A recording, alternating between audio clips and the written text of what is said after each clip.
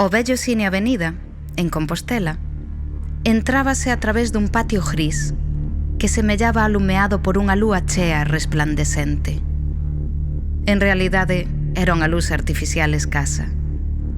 O portalón era de chapa e a taquilla, unha hornasina como a de Santos, na que atendía o mesmo home que cargaba as películas no proxector e o ascendía. No patio había unha figueira, bella tamén, que era de prata ás noites.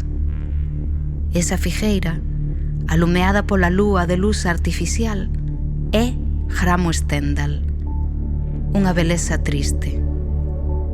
Así que o libro é un lugar decadente, a medio camiño entre o urbano e a natureza. Unha vez quedei encerrada nun aparcadeiro baleiro, de noite. Só quedaba o meu coche que non ascendía na inmensidade morta do parking. Eu agardaba ao pé do coche a que viñera o guindastre do seguro e a imaxe da figueira triste do Avenida venme á cabeza. Pero o libro é luminoso tamén. É un día de primavera, a conversa despreocupada, o sol entre as follas proxectando unha película de sombras e de ouro. Unha silveira en chamas e as mans cheas do sangue das amoras. É unha pastilla na punta da lingua, amarga pero chea de promesas. Porque todas as promesas son así de amargas.